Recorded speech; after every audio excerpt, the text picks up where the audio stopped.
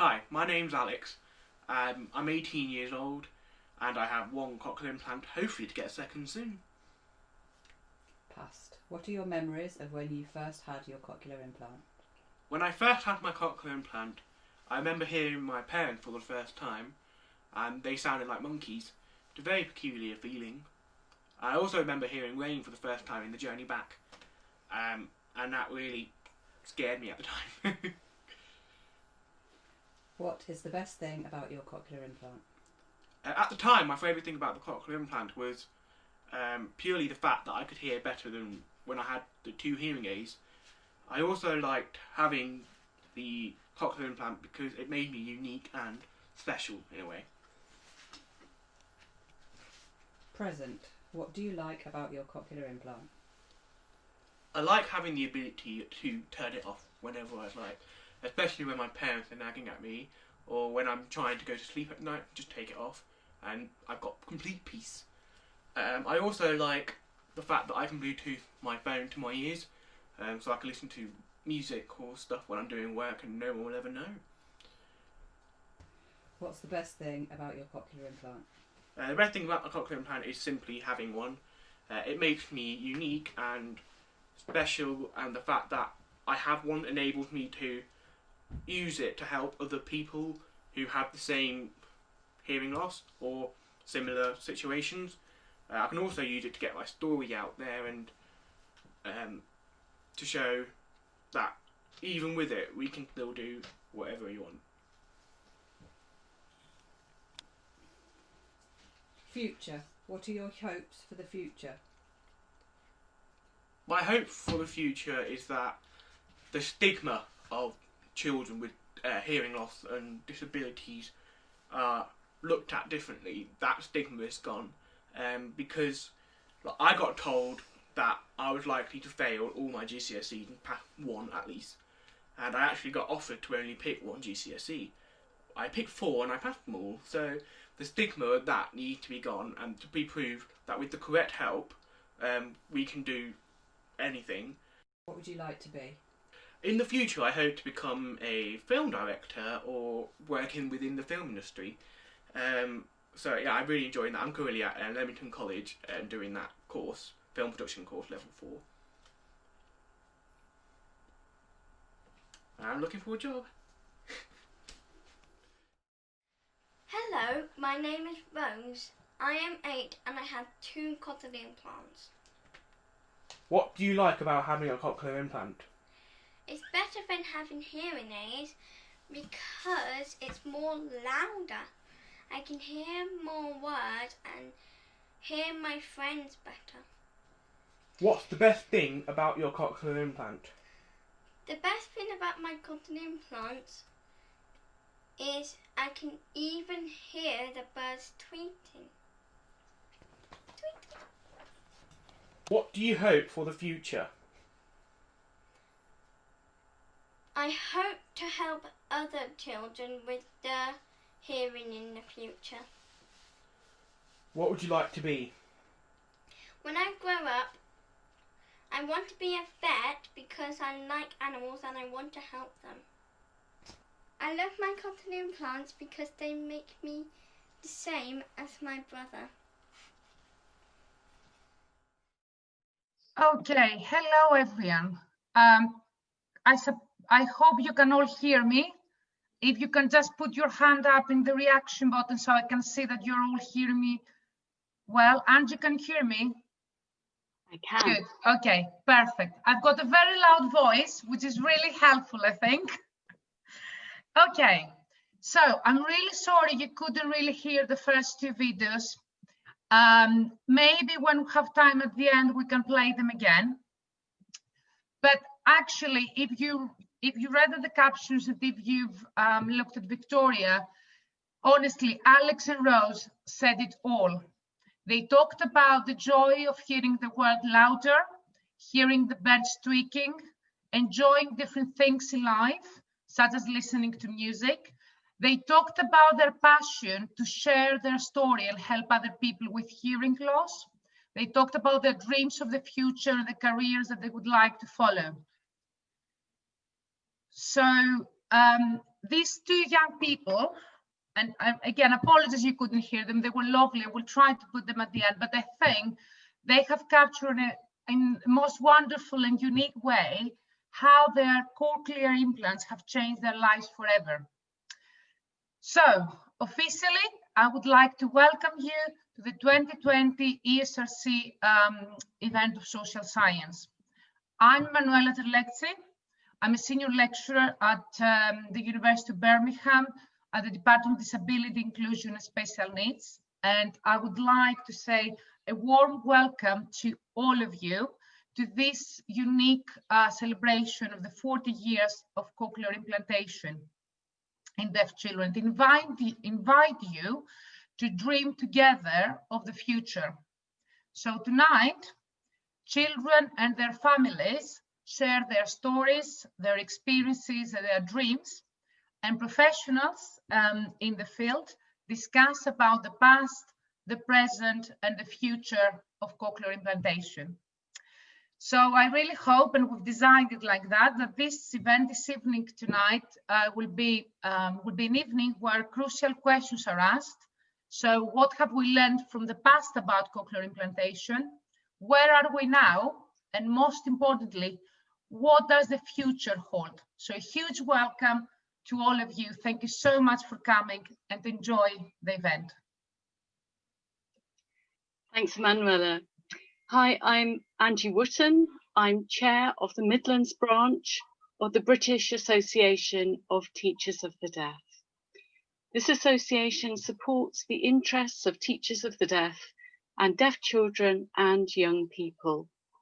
The Midlands branch is very active, and I'm proud to represent members here this evening. This evening, we are delighted to team up with the University of Birmingham and with the ESRC in this special celebration. And this evening, I'm here to highlight the part that Midlands people have played in the story of cochlear implants for children. At the outset, we want to thank so much the children and families of Warwickshire, Coventry, Leicestershire and Oxfordshire for all their films that we're going to be showing throughout. Many of the families are here this evening, and so we want to welcome you. And indeed, we give a special welcome to all our contributors, and it may be that you're able to respond to any questions that the viewers have. So thank you.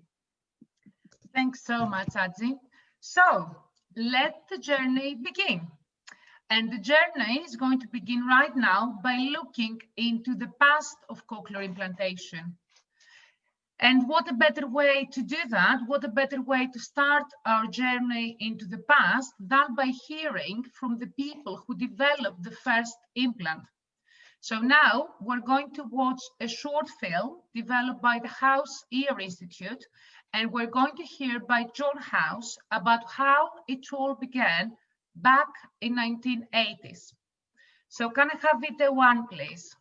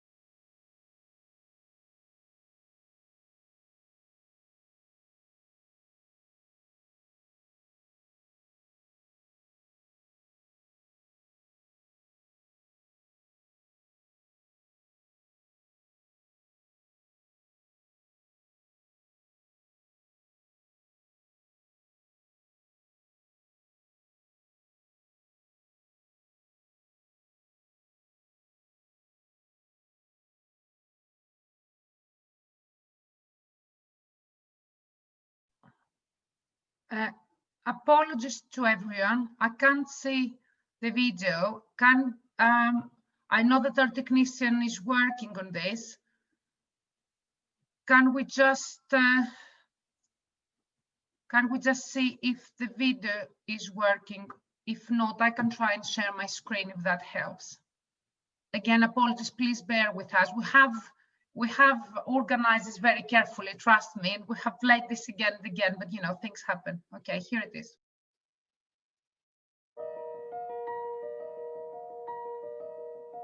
Good afternoon. It's wonderful to be with you today. I'm John House, a physician at the House Ear Clinic. I first began my association with the House Clinic when I did a fellowship in 1974 and have been associated with the clinic ever since. But what's really exciting is I was on the ground floor of the development of the cochlear implant and worked closely with my uncle, William House. And what I want to share with you is something that is dear to me, and that is all of the blood, sweat, and tears that he went through in order for us to have a cochlear implant. Today you're going to be talking about cochlear implants in children, and everybody's taking it for granted that, well, this is something that's always been there and it was no big deal. However, it was a big deal and it was quite a struggle. William House finished his training in 1956 and joined his brother, Howard House, in the practice. In about 1967, a patient brought to him an article regarding a French physiologist and a French otologist, Dejourneau and Aries, who had implanted a cochlear implant in a patient with severe inner ear disease due to cholesteatoma, and they had some sensation of sound. That actually spurred his interest in maybe trying to figure out a way of electrically stimulating the inner ear so that deaf patients might hear. He started his initial work in 1960, but it wasn't until 1970, working with an engineer by the name of Jack Urban, that they implanted 3 patients with sensory neuro or nerve type deafness, and these patients were totally deaf. One was Chuck Grazer, who had lost his hearing from streptomycin injections. This was a single channel, single electrode implant. They worked 2 years before the patients could take the implant home. So it was done as a hardwired system, and it wasn't until 1972 that they implanted the magnet with the attraction on the outside. And as you know, many developments occurred since then, including multiple channel implants, great electronics, but it wasn't until about 1981 that Bill became very concerned about deaf children. And in the United States at that time, the average diagnosis of a child with deafness was at the age of about 5. And there was nothing that would be done to help them. He knew that the implant might. So he implanted his first child, Tracy, in 1982 at the age of 24 months. In 18 months, she lost her hearing due to meningitis. She had begun to speak, and as the deafness progressed, she lost her ability to speak. So the first child was then implanted, and she immediately could hear.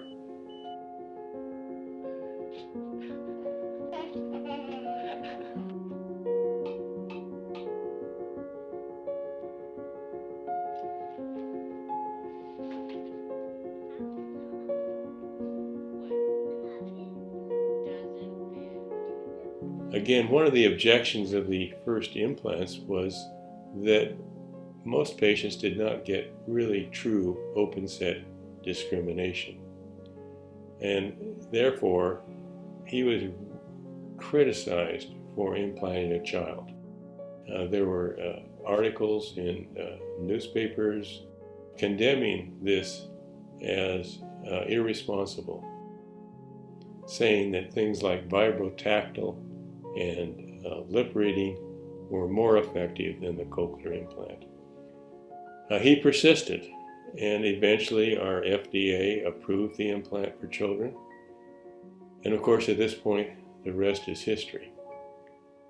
And as you all know, we now know that the younger you implant a child, the more apt that child is going to be to develop speech.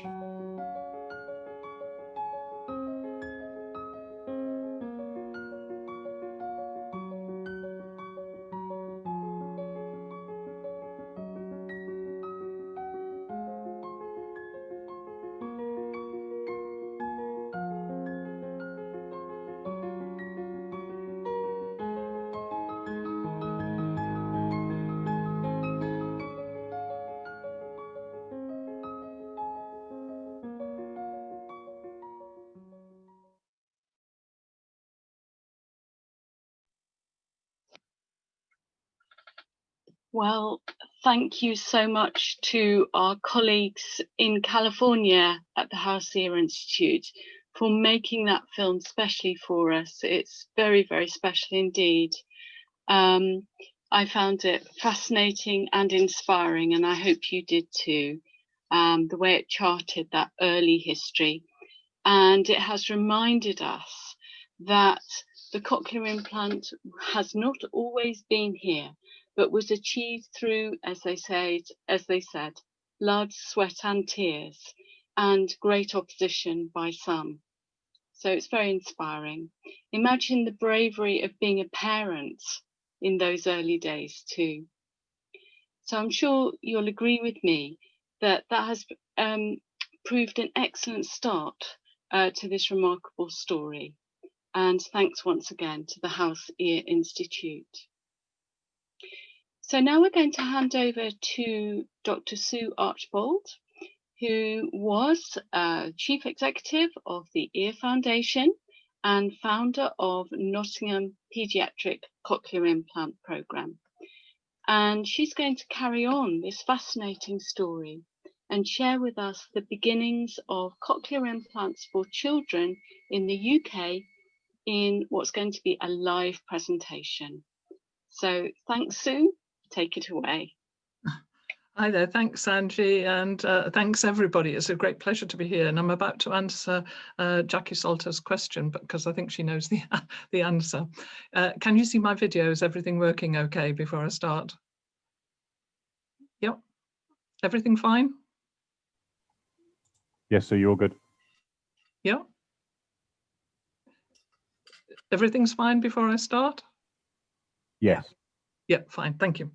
So thank you, I'm really delighted, and thanks for the invitation to be part of that. And it was a real pleasure for me to watch that video. I had the good fortune to actually visit the House Ear Institute and to have met Bill House, who actually, I can tell you, was really very interested in deaf education and really very interested in the roles of teachers of the deaf. I'm also happy to do this as reflections from a Midlands teacher of the deaf, who was on the first year of the Birmingham course back in the 70s. On the left-hand side there, it could have been me at Longwill or Royal School for the Deaf in Birmingham. But little did we know what was going to happen. And of course, little did we know that those children on the right-hand side were all going to be ready to wear masks all the time. So round the world with cochlear implants, we've started in the USA, we've started from the House Ear Institute. And we also had in the USA the development of the Clarion device, which came later there. And that actually became Advanced Bionics, which many of you will know today. So moving on from the USA, if we go to Europe, in Europe, there was a lot of activity in the 70s too, in Antwerp, in France, and in Innsbruck, the Hochmeyers were developing the Battelle implant from the 70s. Here are their first body-worn devices. Here is the first behind the ear implant. And here is today's, which looks rather more sophisticated. And I do know that Ingeborg Hochmeyer is hugely committed to working with teachers of the deaf. And on their website, if you have a look, they've got many materials for teachers of the deaf. More recently, Oticon came on board in Europe. But if we answer Jackie's question and go to Australia with Graham Clark and his Melbourne team in the 70s, that led to the cochlear device. And that was an interesting development. Here's Graham Clark on the left, who actually came from England. Here is his team, and there he is. They brought together industry, a university hospital, and government in a unique collaboration. So here's the first implant, which I don't know that I fancy having stuck in my head. And this, of course, is what it looks like today. And here's one of the first processors, hardly transportable or easily wearable. And thank heavens that we've moved a long way since then to what we are able to see today. So what about here? What about actually here in the UK and in the Midlands? Well, parents were driving forward some choices. They didn't have the internet about where to look, but they were still finding out what was going on elsewhere. And in London, the RNID, together with UCH, developed a single channel device. So only one set of electrodes was going inside. I happened to be teaching in Nottinghamshire. And here's Damien, who fell out of a tree and lost all his hearing. So this is my first experience. And it happened to be, as you can see, in November '87. I wrote in my diary then, there's a lot of time given by a lot of people. Will it come to anything? There was a huge amount of controversy. Damien and his parents had to keep really quiet about all this. I was asking who'll look after him after you've done the operation. And to be honest, it was a fairly Heath Robinson affair. As you can see there was no magnet inside the head. It just had to sit there, and it didn't actually sit there very well. But I have to say, it was much better than the vibrotactile device that Damien had before. And here on the right-hand side, one of the first magazines, Talk magazine, from the National Deaf Children's Society. Now in Nottingham, parents again were driving change, finding out what was going on in the States and what was going on in Australia. There was no money then for cochlear implants, so the Ear Foundation set up the fund for the first 10 implants in children. And the first operation then was with Professor Jerry O'Donoghue, with Ernst Lenhardt, who came over from Germany. And here is Michael Batt, and in the newspapers. It was highly controversial. And we set up a team in Nottingham because we had the Institute of Hearing Research, we had Children's Hearing Assessment Centre, we had the university, a huge university hospital. And we set up Nottingham Implant Programme with the Ear Foundation. And we were fortunate enough that the surgeons we worked with, valued educators, and Margaret Tate and I were there as teachers of the deaf. So moving on to summer '89, the first guidelines were produced by the RNID and NDCS. Only postlingually deafened children. Intracochlear devices should not be used. So that's devices that sat outside the cochlea, like the single channel device that Damien had. And the Department of Health called cochlear implants a buried hearing aid. But that led to the national evaluation by Summerfield and Marshall at the Institute of Hearing Research, and funding with Nottingham as paediatric centre. We had to collect multi-professional data, including parents and families, educational data and information. We were lucky in Nottingham, some of you may remember the work of David Wood, and he had input into what we were doing. So to try and develop a holistic programme. And we demonstrated it was safe, it was effective, it was cost effective. And that established the NHS programme with the British Cochlear Implant Group, which was unusual. However, there was a furore, and it's really quite hard to imagine now. Surgeons saying, now we can cure deafness. We don't need schools for the deaf anymore. It's the end of sign language. For the first time, really, it was bringing together educational and medical settings. However, teachers of the deaf also gave us a hard time. Quite right to have some cautions, but some of the discussions weren't terribly helpful for parents. The opposition was huge, with people speaking different languages. And as I say, parents had a very difficult time, many of them having threats and so on. it was important to provide parents groups at that time. But it was also a real opportunity to move things on and learn from each other. So I was fortunate as a teacher of the deaf to manage a Nottingham Implant programme, and I really learned a lot. Cochlear implant teams are multi-professional, so working with scientists, audiologists, surgeons, radiologists, geneticists, I learned things I wished I had known when I was in the classroom, which really would have helped me a great deal when working with the deaf children that I'd worked with for the previous 10 years. We developed multi-professional workshops. We developed robust assessments, including outcome measures and cost effectiveness. And working in a medical environment, many disadvantages, but some of the advantages were that we had to learn to take for our data collection.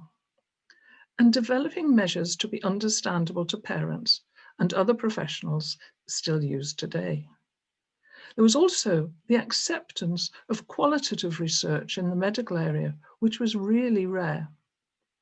So developing a children's cochlear implant service, firstly, we implanted children only who were deafened through meningitis, which is what John House was talking about. And it was 3 years before we were allowed to implant a firstborn deaf child. In Nottingham, we implanted children from the age of 2 from the beginning, with a wide range of holistic assessments, some of which are now used globally. And we had a child-centred programme involving deaf educational services as partners, seeing them as important. And I'd just give a shout out to Andrew Broughton, who many will remember.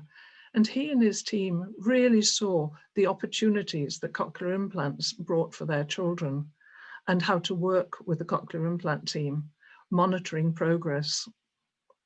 So what were our expectations? Well, they were pretty low. And in fact, when I meet parents today, they laugh about these. We only thought environmental sounds or an aid to lip reading. And what's happened? Well, now profoundly deaf children fitted with cochlear implants early are able to acquire the spoken language of the home through hearing. For the first time, they're overhearing language. Of course, maybe mishearing, because cochlear implants don't by any means give perfect hearing, but they're also acquiring accents through hearing. I'd never heard a profoundly deaf child acquire a Scottish accent, for example. And as my colleague Margaret Tate said, I've never heard a profoundly deaf child babble before or imitate spontaneously. I can't tell you how exciting this was for us to hear a profoundly deaf child babble. And to be able to share a book. Here's Michael and his mother. To share a book because the child can hear you talking about the page. And you can for the first time really share that book and the experience. But during this time, there were other technological interventions like newborn hearing screening leading to earlier implantation, digital aids, assistive devices, communication technologies, learning technologies. If we have a look with it, services can be developed in different ways and delivered in different ways now. The internet, and more about that later from Justine and Dan. So finally, listening to some of the young people over 30 years on from those exciting early beginnings and early days. There's Michael, the first child. He is now a product manager in a large company. Some of his comments about now, he was amazed when he was upgraded. He said, I had a cabin bag full of accessories. All of it I don't use because I can't fumble around behind my ear or carry these remotes. He works in a factory. It's noisy. When I go into the factory, it's so noisy. I have to be firm and just say, can we talk later? Or can you send me an email about the problem? So he's learned to manage his cochlear implant, but also to manage what might be the limitations in some environments. But don't forget, he was implanted in 1989. So I make his implant one of the first and still pretty old and still functioning. He's now the father of 2 under 2 with new challenges he hadn't thought about. And as he said, I have to sleep with a vibrating monitor under my pillow. Do I have to have it until they leave home? Well, yes, you probably do, Michael. So to finish with, here's three mums to whom we all owe a great debt.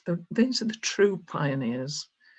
I sat with some of the first mums through their operations, through the first fears, through the first worries and concerns. And here's Marion Batt, Tricia Kemp and Angela Baines. And everybody today in the field of implantation owes a great deal to these women and their determination. So thank you very much.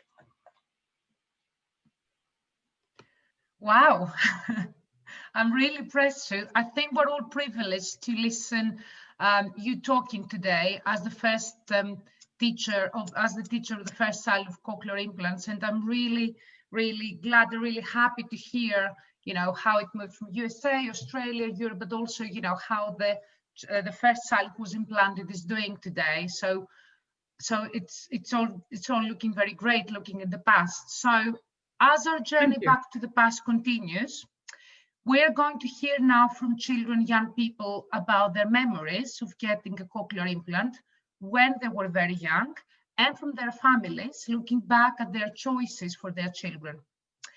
So can I have video 2, please?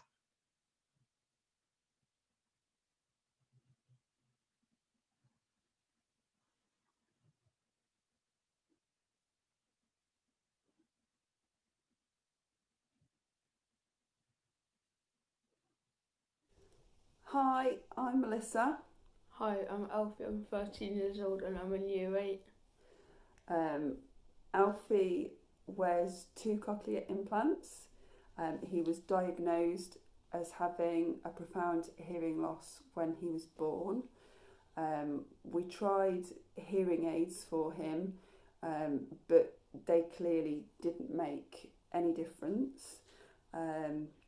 We were told that because of his level of hearing loss, that he would be suitable for a cochlear implant, and for us that seemed a perfect solution. We've got no history of deafness in the family, and none of us sign, so really at that very early stage we made the decision that we wanted him to go to mainstream school. So we began the process of seeing if Alfie was suitable for a cochlear implant when he was 2 or 3 months old, I guess. We had the MRI scans that showed that his cochlears were intact and that he would be suitable. So he was implanted on the right when he was 10 months old, and then on the left when he was 2 years and 2 months old, because at the time they wouldn't fund for both sides to be done. So Alfie, what's your earliest memory of your cochlear implant, or can you not remember a time without it? Can't remember anything at all. My name is Chloe Corley and I was born on 29th December 1999. I first remember having cochlear implants as a kid by wearing a battery backpack, and that had a wire attaching to the cochlear implant. So my mum made me these backpacks herself in different colours and patterns, so I would show them off to my friends wearing it, and I thought it looked really cool, so I didn't feel different from them. What's your name? Nah. Spell it. Zach. Zach, do you like your cochlear implants? No. Yeah, where are they? There. Let's see, turn around. Very good. What's on them? Spider-Man. Yeah. No. Football, you like football ones, don't you? Tell me about the decision-making process. So yeah, our son was just over 2, profoundly deaf. We'd been through, got glue ear and all that sort of stuff, tried the hearing aids, and we as parents knew that they weren't working.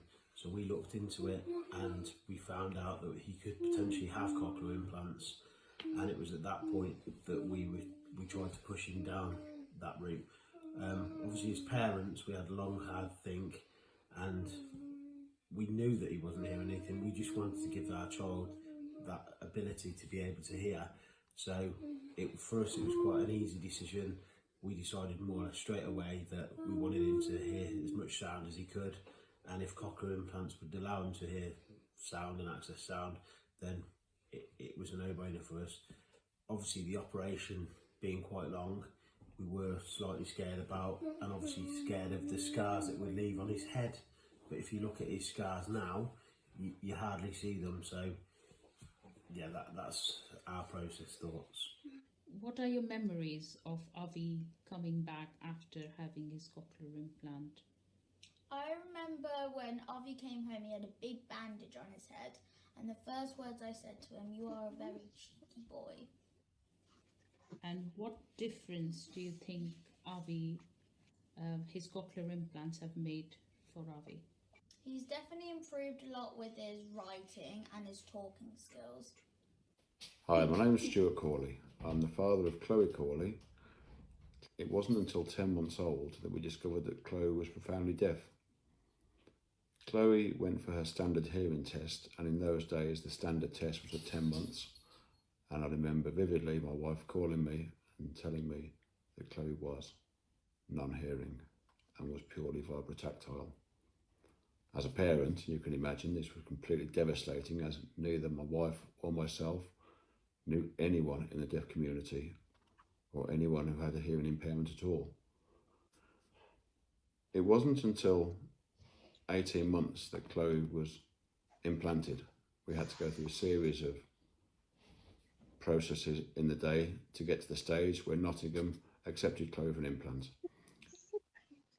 Back in 2000, they only offered one implant. They didn't offer bilateral implants. I was under the understanding it was for future technology, but she wasn't implanted for the second ear until she was 9 years old. The reason we wanted Chloe to be implanted was that we wanted Chloe to be part of the hearing world. We wanted Chloe to be able to enjoy music, as music was a great part of my life when I was younger. And we didn't know of any options available other than the implant. We wanted her to be able to interact with people through speech, family members. And the implant has enabled Chloe to do such things. Hello. Hello, can you tell me, what do you remember about your cochlear implants? Hospital. You went to the hospital, did you? And what did they do? Do you remember?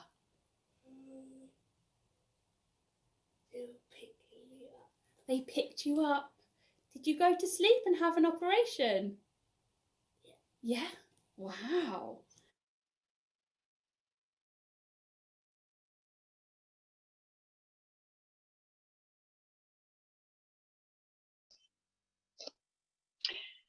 Well, what fascinating insights into the decision-making process for families. In some cases, relatively easy, in others, definitely not. And we heard of the options back then and the memories of children and their parents. Powerful testimonies from them all, I'm sure you'll agree. So thank you so much.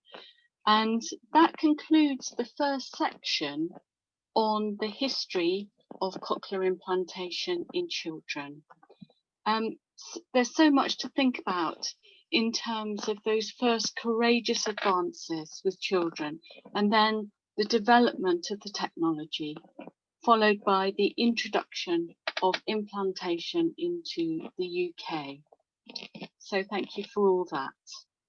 And I'm just going to take a very short pause now as we move into the section on the present.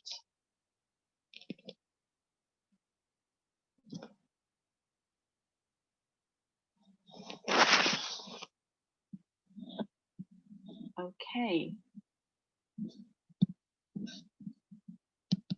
So we move on now to our second section on the present.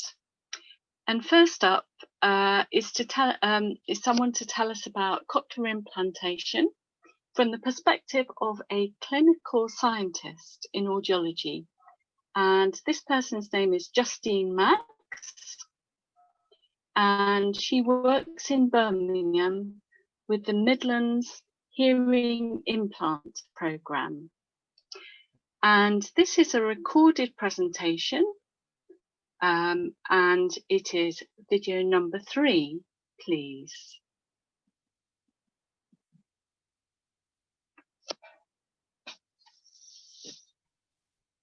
Hi, my name is Justine Maggs and I'm a Principal Clinical Scientist in Audiology at the Midlands Hearing Implant Programme Children's Service in Birmingham.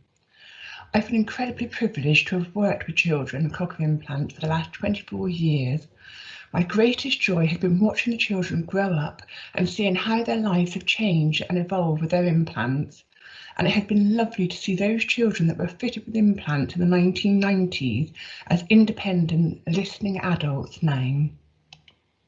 So in celebration of 40 years of cochlear implantation, I've been asked today to talk about current cochlear implant technology. Over the past 4 decades, there have been vast developments in cochlear implants. Technological advances in hardware and developments in surgical techniques, along with new sound processing strategies and innovative rehabilitation, have combined to maximise functional outcomes. And as a result, the inclusion criteria for children who might benefit from a cochlear implant has expanded. So cochlear implants are now the standard of care for children where spoken language is a desired outcome. So we have a wide range of implants, sound processors, waterwear options, remote microphones and wireless accessories. We have made advances in streaming connectivity to mobile devices and telehealth care. But the sole purpose of all this technology is audibility, to enable our cochlear implant recipient to be able to hear and understand speech and communicate with others. And we all know that audibility is important for a child's health, education and well-being. Implants are becoming smaller with small surgical footprints with little or no bone drilling needed. And as a result, we can implant early. You may have read about Evie Smith, who was implanted at St Thomas's Hospital Auditory Implant Programme at the age of 3 months in 2014, who we believe to be the youngest cochlear implant recipient in the UK. In England, the NICE guidelines were expanded in March 2019 to include children and adults with severe hearing loss. Not only changes to NICE guidance, but also improvement to implant technology that has allowed more recipients to benefit from cochlear implants. For example, children with partial hearing have been benefiting from cochlear implants for the past 10 years, and experience with this group is growing.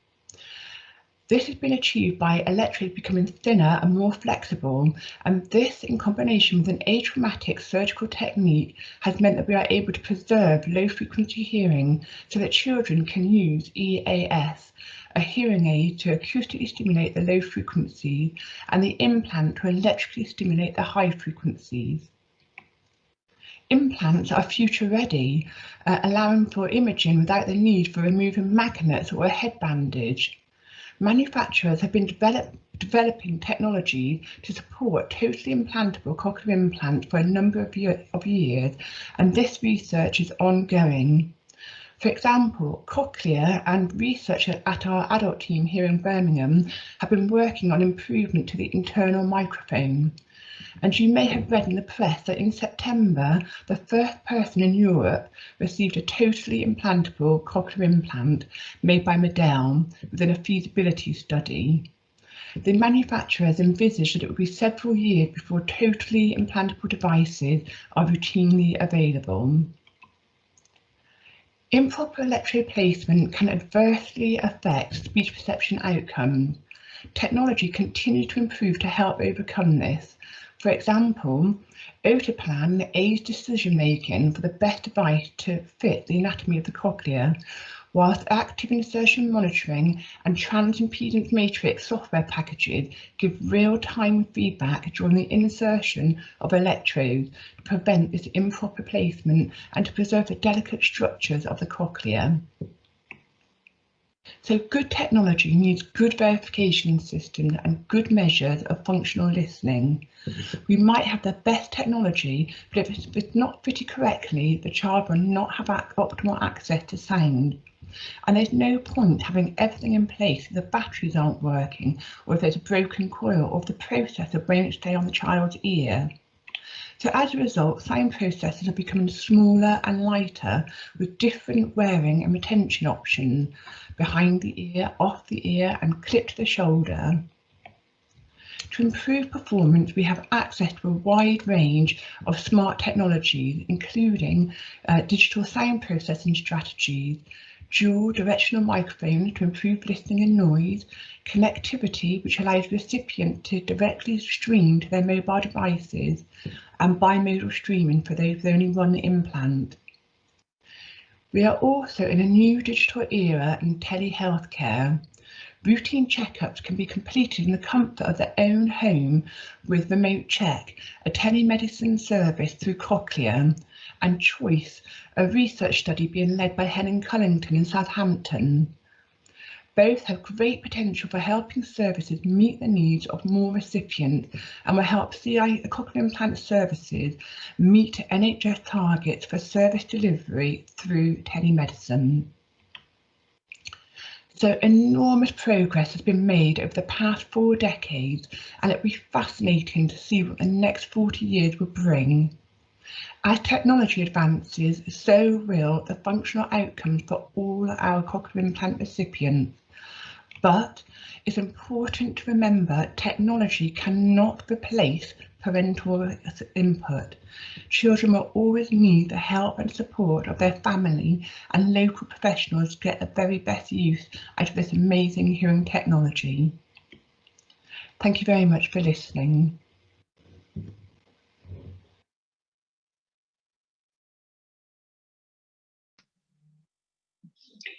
Well, that was fabulous. I'm sure you agree. I found it absolutely fascinating. Justine, thank you so much for packing so much into the time frame that we gave you. And you gave us a sense of the privilege that you've had in working with families for all these years. That was excellent. And it gives us a glimpse into the future as well. So, following on from that, we move on to our own dear colleague, Dr. Emmanouela Terlektsi at the University of Birmingham, who is professional lead for the course leading to qualification as a teacher of deaf children. And she's also a researcher in the field as well. And she's going to tell us about the academic and social benefits of cochlear implants for children. So over to you, Emmanouela. Okay, can you all hear me and see my screen? Yep. Yes, okay, great. Thank you so much, Angie, for the introduction. So now I'm going to provide a short summary and discuss the impact of cochlear implantation on language, communication, literacy, and social emotional skills of deaf children and young people. Oh, I can't move, sorry, just give me a second. Okay, so we've heard from Sue earlier tonight about the greater advantages of cochlear implants in terms of sound. You know, the children can hear the sounds, as Margaret Tide said, or, you know, she heard children babble for the first time. But do these greater advantages in sound actually mean greater advantages in language? Well, we know from the earlier studies that cochlear implantation improves speech perception. We know that those children who have been implanted, they have better speech production, and also we have evidence again from Margaret Tide's study that, you know, they can use the phone, they can speak over the phone, they can listen to the sounds.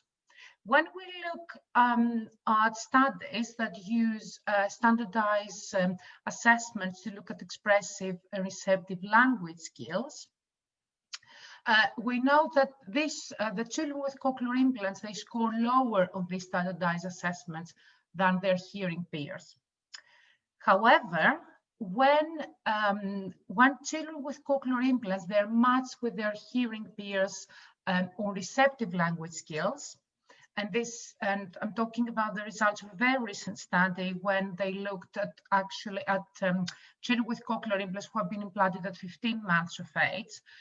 So when they matched these children with the receptive language skills with children with normal hearing, actually children with cochlear implants had a larger expressive vocabulary size compared to their hearing peers.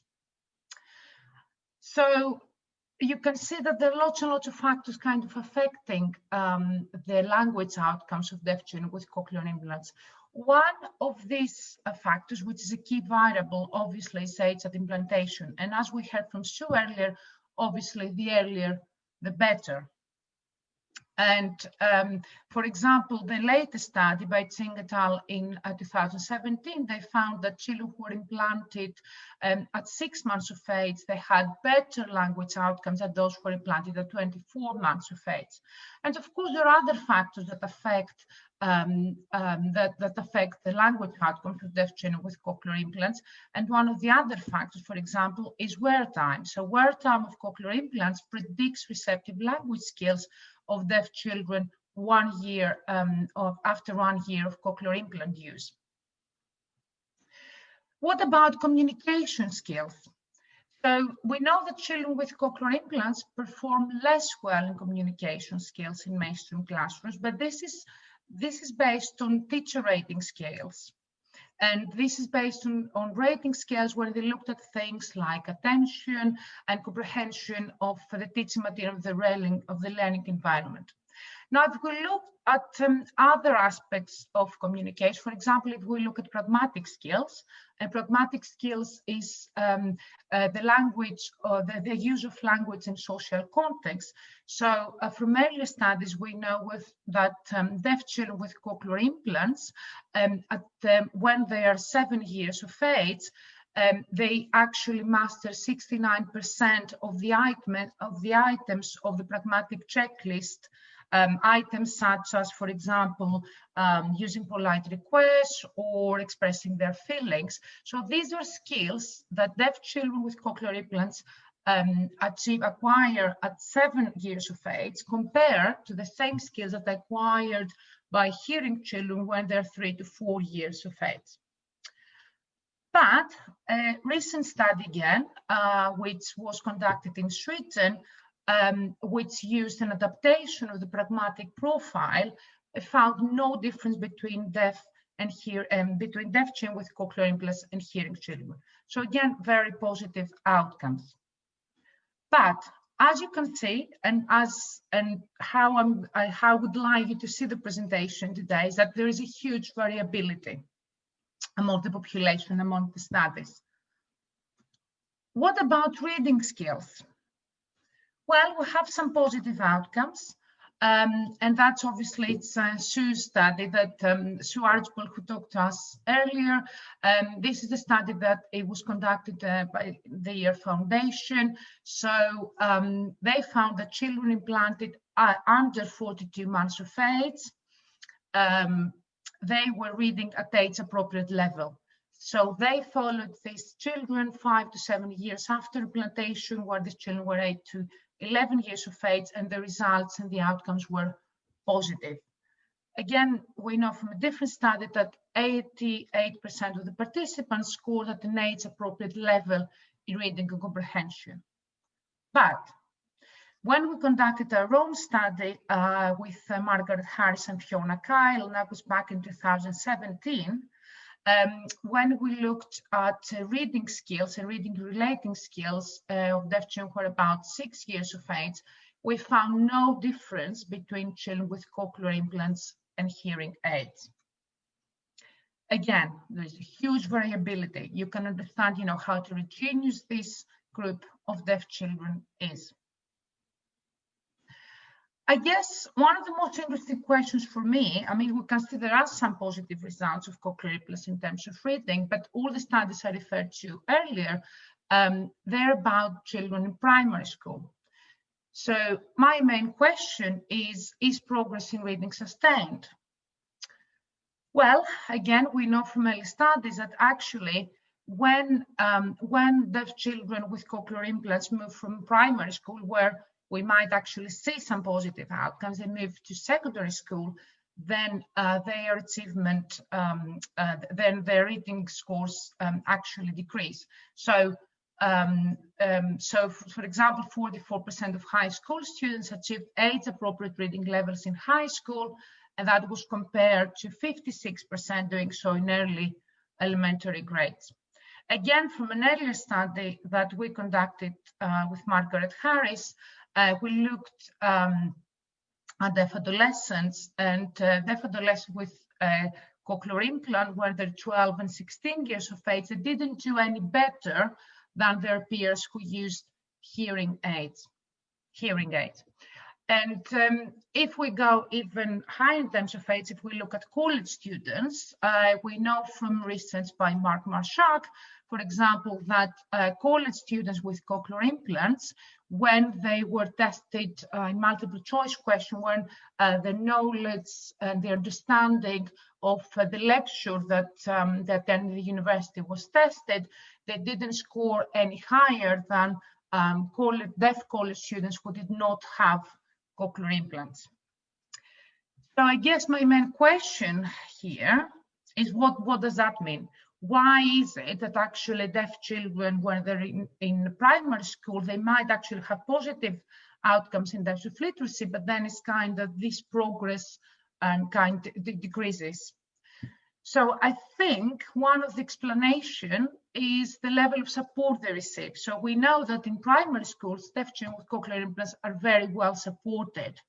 Now, this support either decreases or is withdrawn when these children move to secondary school and beyond. So the main point here for me is that we really need to support deaf children with cochlear implants throughout the school years and above and beyond that. What about writing skills? Well, there are very few studies here in terms of writing skills, but we know that participants perform significantly better in writing as compared to reading. This is one part of the literature. However, there are other studies suggesting that less students achieve average level of achievement in writing compared to reading. 44% evidence achievement at or above grade level in writing compared to 88% in reading. So again, the picture is quite mixed here. So the results are quite inconsistent. But I think the most important again here is to say that there is less evidence about the achievement of deaf children with cochlear implants in writing than the evidence that we have in reading. And actually, we could only identify 3 studies looking at the achievements of deaf children with cochlear implants in writing. Now, moving on to social emotional outcomes. There are is a positive effect impact of cochlear implants on their social emotional skills. We know that there are high levels of social functioning of deaf adolescents. They have high levels of social functioning than they did prior to the use of the cochlear implant. A recent study in 2018 using a rating scale, using a standardized scale, the strengths and difficulties questionnaire, they found that there were better peer relationship outcomes for children and adolescents with cochlear implants compared to those who use hearing aids. I mean, this is all positive, and we consider positive outcomes in terms of social emotional skills. However, these results that I just shared with you, they're all based on standardized scales and rating scales.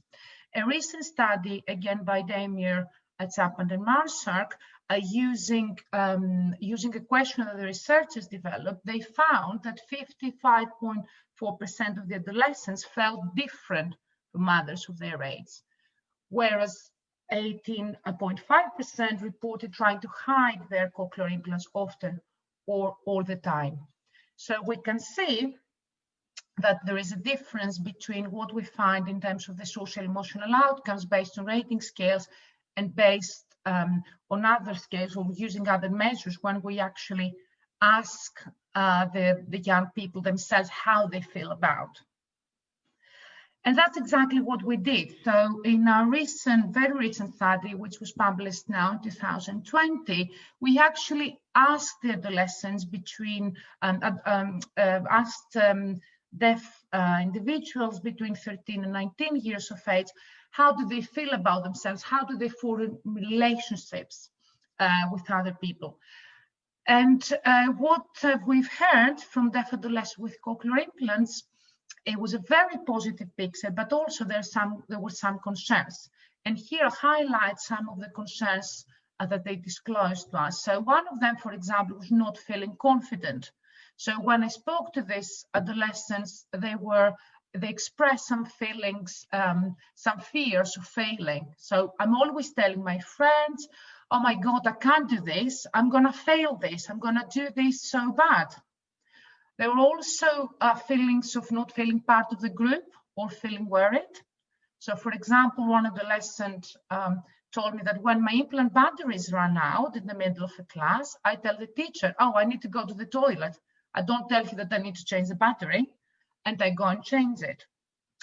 And there were also some feelings of anxiety about the future.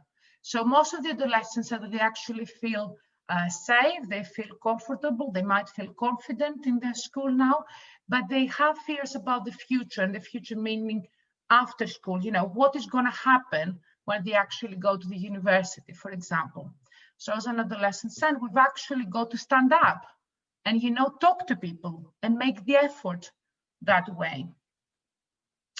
So all of the studies that I've discussed with you so far, and what I think I wanted to stress tonight in this presentation, is that there is a great variability in the population. And this is not only based on the individual characteristics of the child, so it's not only based, for example, on the age of the diagnosis or the age of implantation, but we find this variability also because a lot of different structures, a lot of different systems that affect the child either directly, so as we can see here using the ecological model of development, there are structures around the child, for example, friends and family, which affect the child directly, but also there are systems that affect the child indirectly. So for example, here, the microsystem might be the legislation that affects the development of this child indirectly. So my message here is that when we work with a deaf child with cochlear implant, when we support one, when we have one in our families, we really need to be aware not only of the innate characteristics of this child, the etiological information, but also the different systems that really affect the development of this child and the outcomes for this child. And based on this, I want to talk briefly, and I'm going to finish it. I'm going to talk about the support. So far, I've discussed different outcomes about deaf children with cochlear implants, positive or less positive. So, you know, we've seen like inconsistencies in the results. And as I said before, I think the most important thing is how we support these children. So as practitioners, we know that we need to support these children, as I said before, throughout the school and beyond. And how can we do that? How can we ensure that the support we offer to these deaf children with cochlear implants is effective and actually works? So I think the best way to do that is to use this as a conceptual framework, the access to learning, learning to access framework. And what we can see here is that from one side, as teachers of the deaf, as practitioners, we need to support children to access the curriculum, to develop inclusive practice and differentiation. But on the other hand, here, we need to support children to learn how to access. We need to support children to become to develop their independent skills, their self-advocacy skills, in order to be able to become independent learners. And what is really important here is this chrono system. So we need to start by supporting the children developing their independent skills very early. But as you can see here, so we start by supporting the skills, the students to access the curriculum. And then as we move on in the chrono system, we need to, this support needs to be less, and the support for the independent skills, actually, it needs to increase. So I think that's a very useful conceptual framework when we actually think about the support that we need to offer to deaf children with cochlear implants. And I would like to end this short presentation actually by borrowing the words from Greg Lee, and that really ties well with what Sue said before, that, you know, as we move on and we're talking about the present of cochlear implantation, we're going to hear a bit about the future. So as we move on, the technology is going to become more and more complicated. So there is currently more knowledge and skill required of a teacher of the deaf than at any time in the history of the field. And I think this is really important, thinking back at the support, as I said earlier. And of course, what you need to take away from this, that, you know, every child is unique. You know, what works for one child is not going to work for the other child. And in Marshak's words, everything works for somebody, but nothing works for everybody. Thank you very much.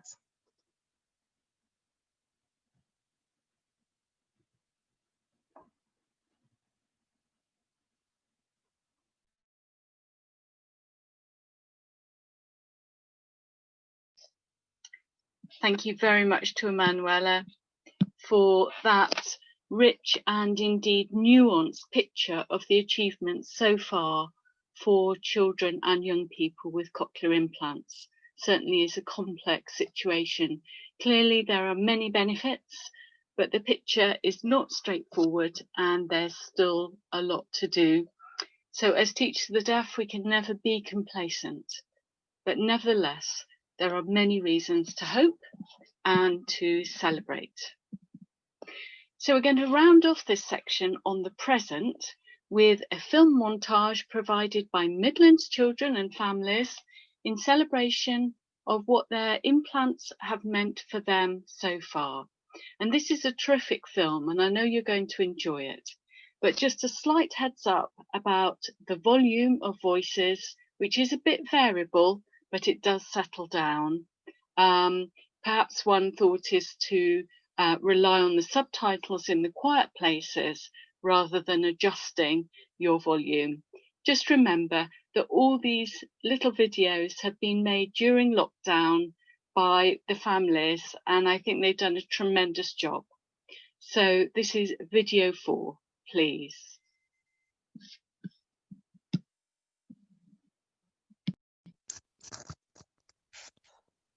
What is the best thing about your cochlear implant?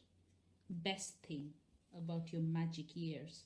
Okay, so my best ear, I love hearing, caring to hearing, like teacher, and listen to my bands and listen what's everyone talking about. That's good. So after the cochlear implant and the switch on, we saw an immediate change in Avi.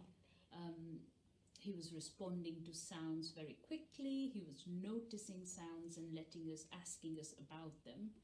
And within a very short span of time, he had started speaking 2 to 3 word sentences. His understanding had improved considerably, and his response to sound was great. Zach, why do you like your cochlear implants? What do they do? Yes. What do they do?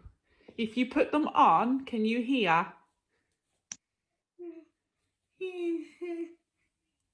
Can you hear? If you take them off, can you hear?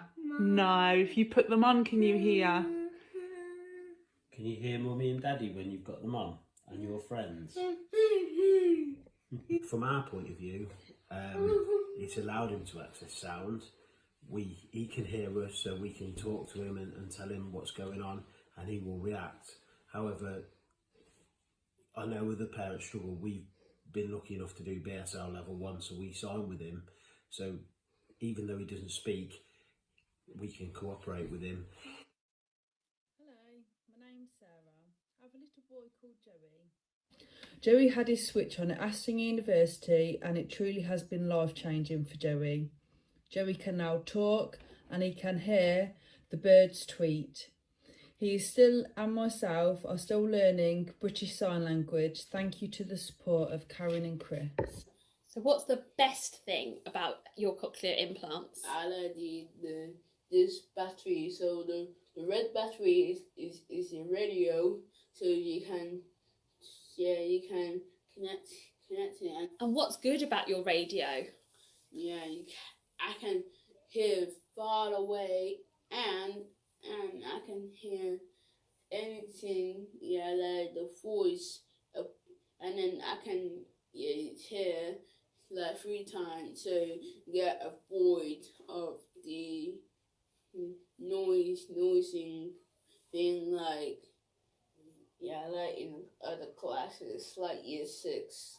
Yeah, it's always been noisy and So you can hear the teacher when it's a bit noisy in the classroom. Yes. So what do you think is the best thing about your cochlear implant? We've managed to gain a sense to actually be able to hear again like other people as well. So the possibilities that Alfie's had as a result of his cochlear implants are endless, really. He's able to go to mainstream school, which is what we wanted for him, and I think that's what he prefers as well. He plays for a football team. He goes out with his friends lots. I don't think that he does anything different than a hearing child would. What do you like about having a cochlear implant? I'm able to talk to my friends. I don't have to sign. I'm able to communicate properly, and no one else will have to find it harder with sign language, for example. And I'm lip reading and natural things that a non-hearing child would have to do. So do you think it makes your life a little bit easier then? Yeah. Yeah. What's the best thing about your cochlear implants? I can hear. You can hear with them. When you take them off, can you hear? No. Cochlear implants are good to be important. What are some things you can do with your implant? Teddy. You can Technology. use technology. You can do games. So you can listen to the phone and you can listen to the iPad or the tablet with your implants. Difference the cochlear implant has made to Chloe. She's been able to go to mainstream school, talk to people. She's been able to communicate very well, and it's just made a huge impact on her day-to-day life. Just even if she's got lost, she can ask someone. Mainstream school was good for her as well, and communication. It's all about communication. The best thing that cochlear implant has done for me is the fact I can communicate with the hearing people, and I think it's so important because if I couldn't communicate, I would feel a bit more lost and didn't know what to do. I'd be vulnerable in the situation, but the cochlear implant enables me to communicate with the hearing world and interact, so I can be more independent as well. I also think it gives me a chance to listen to music and movies, which is what I need to hear really, because we live with it every day. It's around us, so I would feel definitely lost if I can hear either of them.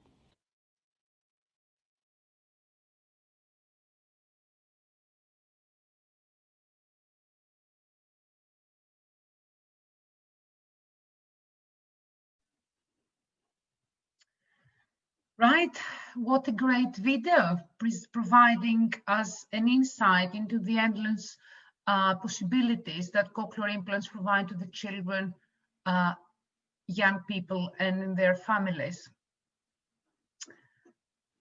In using their words, they can hear sounds from far away, they can hear the teacher's voice, they can socialize, they can hear the phone, they can watch the TV, they can play games, and much more.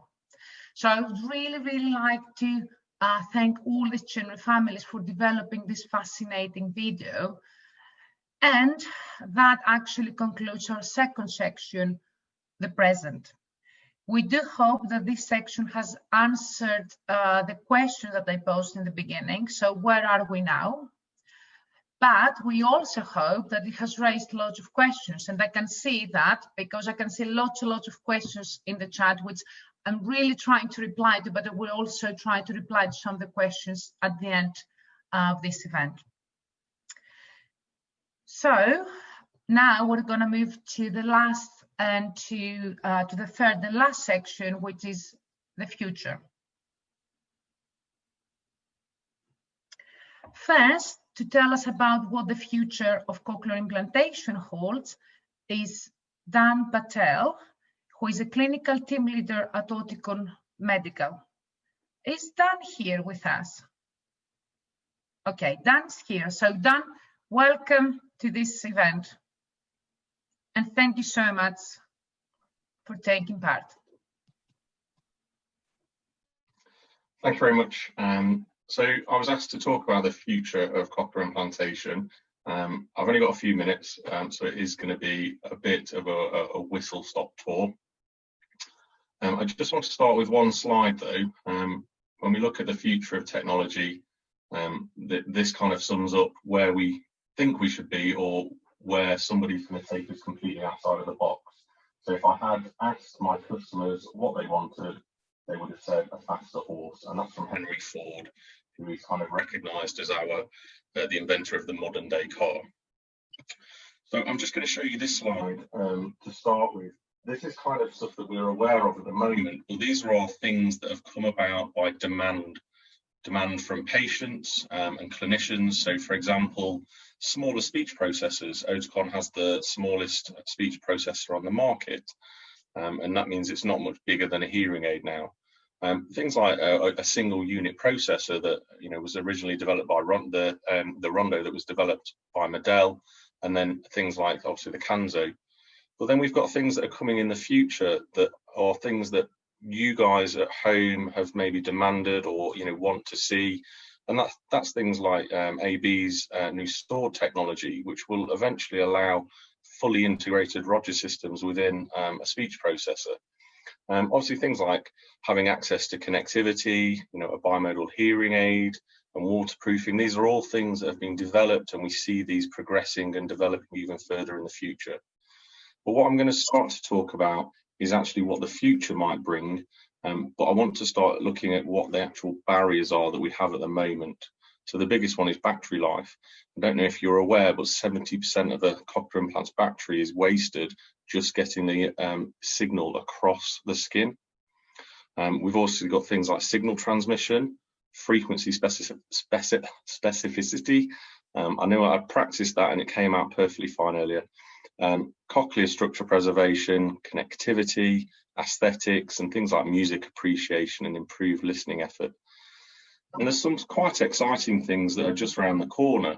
And we see hearable technology being developed, and we see this as a potential future, and some of the CI companies will be able to offer this in a very near future.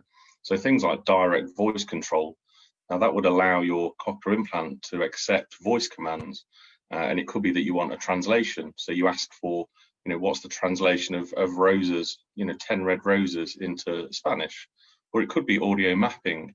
Audio map guidance. So for example, you could be walking down the street, not quite sure where the train station is, and you could ask your speech processor, and via the link to your mobile phone, it would be able to guide you, voice commands telling you take a left at the next street, so they can get you there. There's also some exciting technology in the if this then that app. This allows you to actually program different settings. So if you always turn up your hearing aid when you start watching Netflix, this app allows you to actually have that as a setting. So when you turn Netflix on, your hearing aid or your speech processor would automatically increase in volume slightly at a predetermined level. And you can do lots of things, like when I get home, I want the lights to come on. When I get home, I want the heating to come on, and it all does that as part of that system. But if we really jump into the future, and I think Justine mentioned this earlier, we are on the verge of seeing fully implantable cochlear implantation. There are some limitations, but we have companies like Cochlear, Battelle, and one that you might not have heard of called Envoy. Obviously, this means that the battery itself is implanted under the skin, and the microphones are hidden in the ear canal. The side effects, or the downsides, is we've got batteries inside the head. You will still need to charge those. It might be that you have to wear a processor every now and then. That's what the current system looks like. And we also see issues with noise coming through the microphones. But we know that this technology is going to be developed, and over the next 5, 10 years, 15 years, we might see this actually an available product.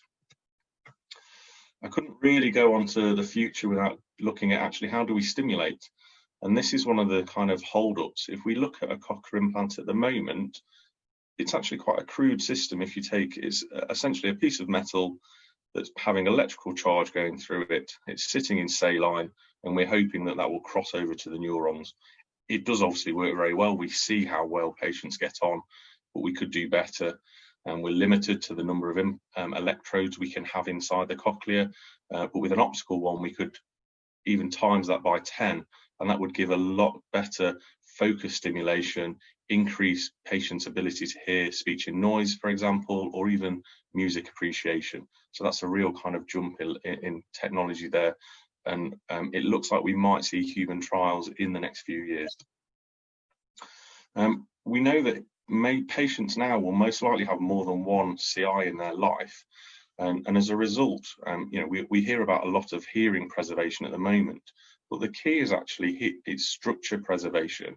What we don't want to do is damage the cochlea at all, because we want to be able to preserve that so that if in the future a patient does have a new electrode, it's not going to be an issue taking it out.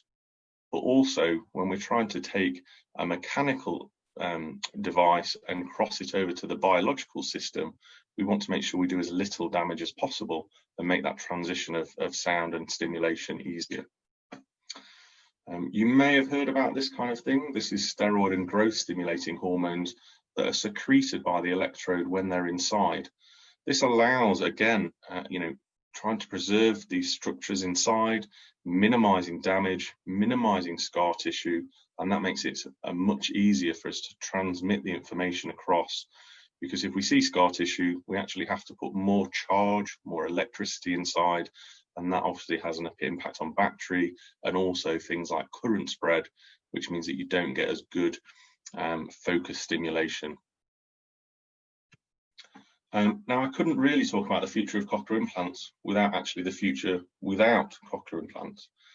We are now in a position to be able to grow hair cells, but if we take a look at some of these pictures, especially the top right, we can see these lovely V-shaped hair cells all in rows. Now that's very, very specific, and they have very, very specific jobs. And we have a lovely picture at the bottom right. This is a cross section of the basilar membrane, and we can see all the different hair cells in very nice, neat rows. Now, when we look at the picture on the left, we see the hair cells are quite randomly growing. We can see those pinkish hairs sticking up there. There's no order at all. So the problem at the moment is they're not specifically growing in line. When we can do that, when we can change that, we then have the ability to manipulate the cochlea, potentially regrow sections of the cochlea to provide patients with now or deaf or hard of hearing with actual hearing without the form of a cochlear implantation. So that's my little whistle-stop tour of the potential future of cochlear implantation. I hope that was helpful. Thank you very much for having me. I'll stay on if you for a little bit just to answer any questions in the chat if anybody has any, and I hope you enjoy the rest of the evening.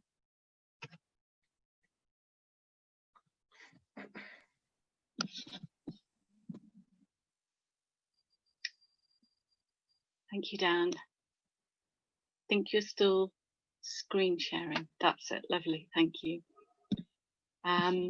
Okay, so thank you again to Dan very much for that very interesting talk, giving us a real sense of what the future has in store for cochlear implants. It certainly is a very interesting field. You've described to us the issues to be overcome and plans for new developments, including advances in surgery and type of device in the future. So again, thanks so much for working to our demanding time frame. Absolutely fascinating and much to look forward to. So that covers the technological side, but we also wanted to hear again in the last of our presentations before the films at the end from Sue Archbold about her thoughts for cochlear implants and what they could achieve for children in the future. So once again, over to Sue. Thank you. Thank you. Hopefully that's all well, and it's a pleasure to be back again. I hope, and I take my hats off to everybody who's still there, and also for the interesting conversations that are going on in the chat. But it also alerts us all to how complex all this situation is, and thinking about cochlear implants. So looking forward to is a really hard job, and it's certainly not simplistic. So we know that deaf children are a heterogeneous group. They've always been a heterogeneous group, but what I would say is cochlear implants added even more variables to make the group even more heterogeneous than it was before. We need to be aware of old data because the technology has changed. Age at implantation has changed. It's now common in the first year of life, routinely bilateral in the first year of life. And these children are doing quite differently to children who were implanted even at the age of 3 before. We've also got more complex children who are surviving and being implanted. So this group is really demanding, and to make any generalizations is really too simplistic. But undoubtedly, cochlear implants changed opportunities for children in ways we didn't predict. Deaf children with implants, I often think they must be the most researched group of children ever. And an excellent example, if you want a really good, thorough study, the long-term outcomes study in Australia, Lockie with Teresa Ching. So many reporting, it's on the website, they update it all the time, and they're exploring in a holistic way and holistic measures every child who was diagnosed with a hearing loss across Australia, and they've got them up to 9 or 10 now, years of age. But if we look at the UK and look at the British Cochlear Implant Group, and if ever you want factual information about numbers, just go there. We know that the majority of profoundly deaf children have implants today. Here we are, the bilaterals, the unilaterals, about 6,000 there. And if we have a look at this graph, we often talk about the numbers of children being implanted and at what age they are. Now, this orange group along the bottom are from 85 up to 2019. But if we have a look here in the blue, this is the total across Europe of the children who have received implants. So the orange ones are the newly implanted, and the blue is those who have received implants in total, adding up over the years. So we need to think about those, and often we only talk about those in the orange. And if we look at this graph, have a look at the top. 0 to 10 years, 11 to 20, 21 to 30, and then over 30. And then I asked for the figures where children are, what age they are now. Those children that have received implants over those years, what age are they now? And we often just talk about early intervention, what we do early on. And clearly that's frightfully important. There's been some good questions about that on the chat room. But have a look at this. Approximately 70% of children who've received implants are over the age of 10, here they are, and 20% are over the age of 20. So, do we know what they need? Do we know what they want? Do we know what they need? We sometimes concentrate on thinking about the young ones. We should know, we've been asking them and their parents for a long time, A survey of European parents, the most common problem for them was education, especially in mainstream schools for teachers and classroom assistants, the need for long-term management, support into adulthood with better local services, better links with cochlear implant centres. That was in 2006 we did with Cochlear. So what's new? Well, when the Ear Foundation surveyed parents, supported by Oticon, in 2016, they got a range, but they got many more parents who were very concerned about having to fight for everything. It is assumed that because he wears a cochlear implant, his hearing is normal when it is not. We need to think about aided thresholds. The aided thresholds of a child wearing a cochlear implant are not across normal levels. And we need to remember that too. Now, these parents gave examples of what is needed in the classroom. And at the Ear Foundation, with the EuroCIU Friendship Week, where young people from all over Europe with their implants got together, and the Ear Foundation used to do regularly days for young people with implants. The most difficult situations, these young people say, talking on the phone, group work, listening to music, eating at a restaurant, going to movies. And when we asked young people, where did you get extra support for using your implant and for communicating? Jackie Salter made the nice point about we need to be talking about communication. At school, in blue, a lot of help. In college, a lot of help. University, a lot of help. Here's the world of work. No help in the world of work, largely. And remember those graphs that I showed you about where these children are now. So what about young people? What do they say when we ask them? And we've done a number of studies over the years which have been published interviewing young people with their implants. My university is not deaf aware enough. They think because I speak, I can understand everything. If I use sign, my needs would be obvious. My boss doesn't have time to talk about what I need. I need technical updates. What's new? If you had your implant when you were 2, how do you know when you're 15 what new technical updates there are, what opportunities there are? How do you keep up to date to get the most out of your implant and about your own communication needs, which will well be different to somebody else's? So if we have a look at here, in the clinic, we've got access to fitting hearing technologies, whatever they are, programming assistive devices. Then we need to learn to use the implant in communication. And here we have using the implant for a lifetime in the community. It's a lifetime. We're quite good at this and we're not bad at this, but actually taking on the lifetime course, I don't think we're too good at that end. And the long-term management of implants just still remains a challenge. What about the roles of teachers of the deaf? And I've used this a lot for many years. Gears and Moog in 1991, teachers of the deaf. There's some evidence that we're not managing it very well when people go into their clinics. Again, this is old data, but new data supports it. The processors are not functioning well and haven't been monitored well. Data logging shows that implants not being used in appropriate conditions. The technology is there. In Australia, it's been used for years. Here we have in Australia, online checking of the technology, online programming. Young children being programmed. Southampton just switched young children on at home, young infant. Choice was mentioned before, free online app, mostly used at the moment with adults, but certainly could be used in the future by children and young people, particularly with a teacher of the deaf support. And managing the technology independently is now more and more possible with this technology. So the young people can then become in charge of their own needs. So what about teachers of the deaf?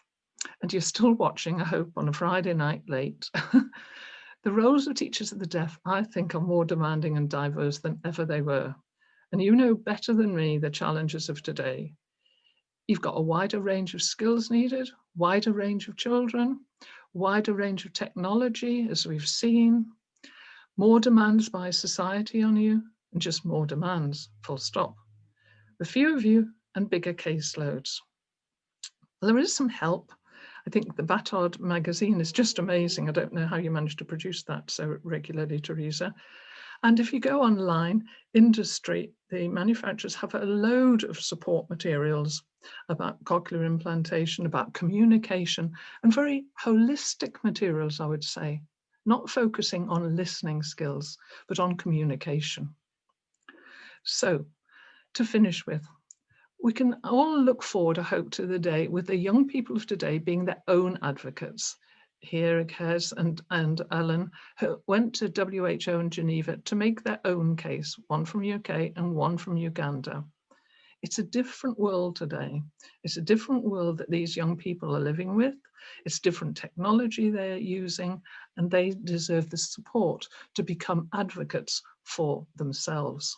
As some of them say to us, being deaf is different today, and let us find and support them to find their own way ahead. And it's a global world, as we found out at the beginning. So thank you for the opportunity to speak. They're really complex issues that we're talking about, and they deserve a much longer airing and consideration thoughtfully. Thanks very much. Good night.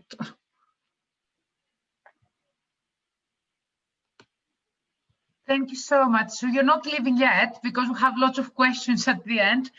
Oh. I mean, wow, I can see the chat. There's so many questions. I can't keep up with the chat at the moment, but hopefully, you know, we'll have the opportunity just to hear one or two questions at the end. But I think we really need another day, Sue. And I mean, as you were presenting, there were two things that I kind of stayed with me. I mean, one is the thing what I always say when I go around schools, that, you know, a deaf child with a cochlear implant is not a hearing child, it's a deaf child with a cochlear implant. And I think you've highlighted that quite well, you know, in terms of the support they need. And, you know, it's not just about sticking the cochlear implants, about the support. And, you know, we're living in a different era now, aren't we? And the next thing you said, and really stuck with me, it's, you know, we need to support those individuals to become advocates, you know, self-advocates, and to stand up for themselves. So, you know, really, really fascinating. Thank you. But complex, and anybody who tells you they've got the answers, they didn't understand the problem. As I said in my last slide, it's so complicated. It just, you know, it's not black and white, it's complicated. There are too many things and too many factors you know, playing the role. So, you know, it's very complicated issue. But thank you so much, Sue. That was really, really good, really interesting, and really elaborating. Thank you. Thank you. So, as I said, there's so many questions and so many comments in the chat function, but we need to continue. Oh, and it's 20 to 8. I thought we have stopped by now. So we'll continue with the future, with what the future holds for us, and we're going to hear again from the children, young people, and families about their hopes and aspirations of the future of cochlear implantation. So, video 5, please.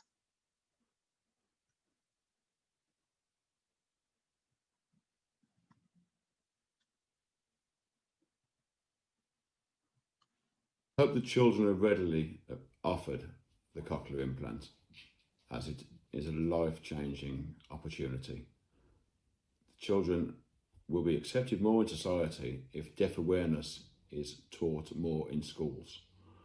I, as a parent, would recommend my child to have a cochlear implant again. If I was offered the decision again, I would implant again. I have no regrets. So if you're a parent who is in two minds, go with it.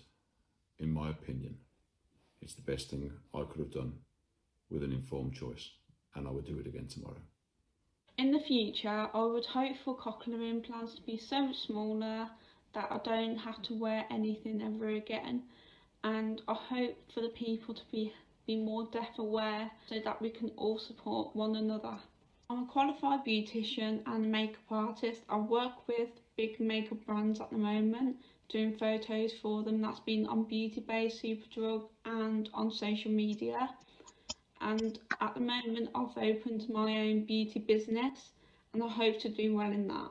Children, I would hope that they develop smaller cochlear implants and waterproof ones, and just, you know, technology evolves all the time, just clearer, and hopefully they all get on the same and can hear as well as Chloe can with them. So for parents, I would say just go for it and put in 100%, and you will reap the rewards. What are your hopes for the future, Alfie? What would you like to do as a job? In the future, I'd quite like to. I've always wanted to be a vet because, as I have my 4 guinea pigs and my cat, I tend to sort of fuss them quite a lot, and I'm quite an animal lover, so I'd quite like to be a vet in the future. And what would you say if there was like a 5-year-old, for example, or a 6-year-old maybe, who was not wanting to wear their cochlear implants? What would you say to them? Would you encourage them to wear them? I would say something like, if you wear your cochlear implants, they can make your life a lot easier, and for the people around you. And if you wear them, you'll get more of a benefit from them. So are you glad that you've got cochlear implants? Yeah, they do help. Yeah. What hopes do you have for children having cochlear implants in the future, and what would you say to the parents of tomorrow? Parents of tomorrow, every child's different, as I say. I don't expect anything, you know. The way I look at it is, Zach can hear, but that might be as good as it'll ever be. So realistically, we have to work with that. So if it means we have to learn more signing, then so be it. But as a parent of a child with cochlear implants, all I can say is what a massive difference it makes to the child. It gives them so much ability to do other things. We've incorporated sport with him, you know, and he takes part.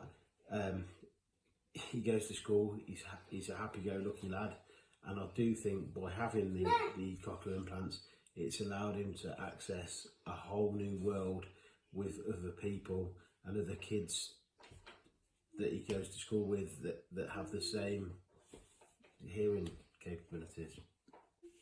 Do you wear your cochlear implants at school? Does your friends have cochlear implants at school? Are they the same as you? Yeah. Yeah? Are they good? So what would you say to deaf children who are thinking about having implants? Maybe you can give him a hearing aid, so that's a good idea. And also, it's very helpful if you can listen everything. Oh, to be a doctor. Why? First thing, bare ears to meet ears. Bombatic ears. Yes. And why? Because they can't hear someone else, they need to go doctor. What are you doing? And will you help them? Yeah. What do you think you would say to children who were going to get cochlear implants? Not the same for me. It was the same for you? And what's it like now for you? You can hear. You can hear them. Would you say to them, maybe a little baby or maybe children, would you say, yes, you should have them? Yeah. I think it was nice to meet older children and people with cochlear implants. That was very reassuring, just to see what they had achieved in life and just to see really that they were getting on okay. Mm-hmm. If I could go back in time to when we found out that Alfie was deaf, I think I would just want to reassure myself that everything was going to be okay and that your child can still have a full life. You can still have all the same ambitions for them. You know, there's no stopping them.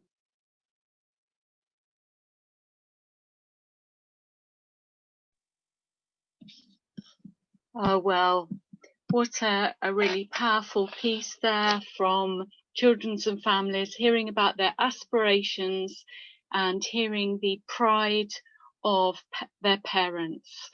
I've noticed that a lot of these children would like to be vets and doctors, so that's brilliant for us all, I'm sure. So thanks once again for all those thoughts.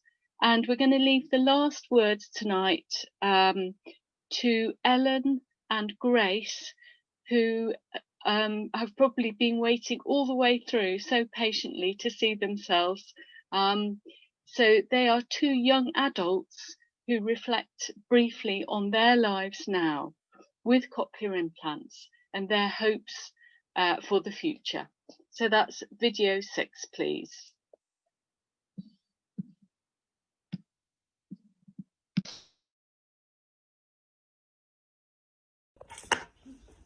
Hi, I'm Ellen and I'm 23. Hi, I'm Grace, I'm 20. And we're sisters. I was diagnosed at 5 months old. I was at 6 weeks old. I then got implanted at 2 years and 4 months for my first one. Then I had my second one at 16. My first one was 17 months old and I had my second one at 13 years old. I felt that my cochlear implant helped me by letting me develop my language and my communication as well as it is now, and helped me to further my life in a really helpful way. After having second cochlear implant, it helps to develop directional ways of your sounds. As much as sound as I had my first one. And also, doesn't it, with your second one, it doesn't give you as much sound as your first one because of the gap between, doesn't it? Definitely. Yeah. My cochlear implant has made, by having it made me a very confident person and made me feel like I can be brave to go outside into the hearing world and be who I am without feeling unconscious about what other people think, because it made me feel like I can be a confident person and say to them, I'm deaf. Having a cochlear implant, which makes my life so much easier as day to day. My conversation with A1, and it just makes it life easier. Absolutely. The thing I am most proud of in my life was buying my house with my partner at 19 years old, and also being able to give back to deaf charities in my area, and now have a youth group for deaf young adults. I passed my driver test for the first time 2 years ago, as it gives me confidence in life in general. That's good. I am now a support worker for adults with learning disabilities, and I would love to, in the future, to be able to go abroad and help other deaf charities in poor, less developing countries and give back again. I would say same thing about supporting a deaf charity, and I also finish at college in July, and then I can move looking for full-time jobs working with children in primary school, hopefully in year 1. Thank you. Bye-bye. Bye.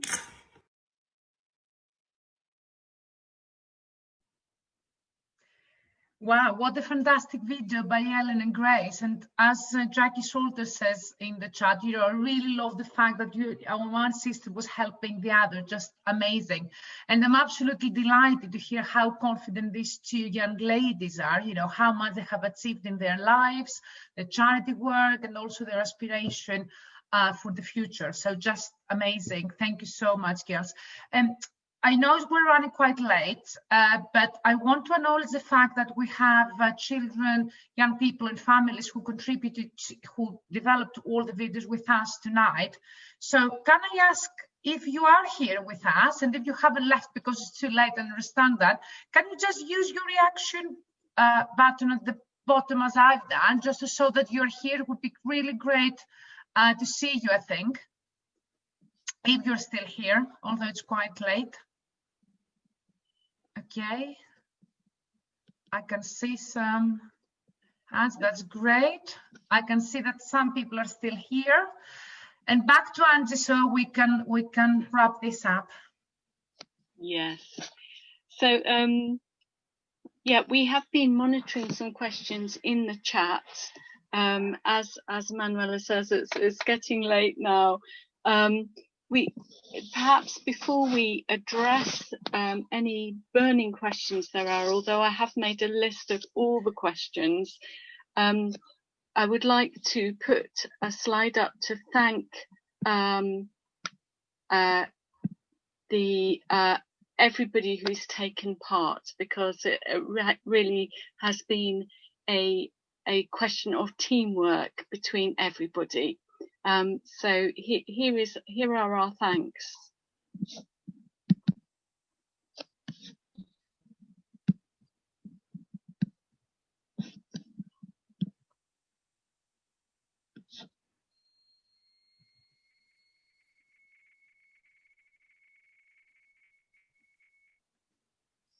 Too many people really have been involved, and we do thank you all so much for the contribution you've made tonight.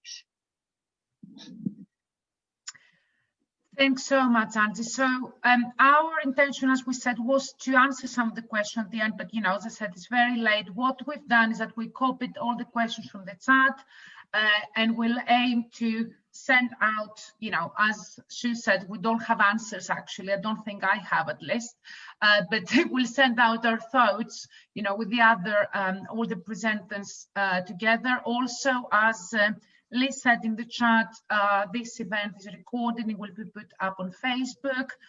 So I would like to end, sorry, Sue, would you like to say something? I can't hear you.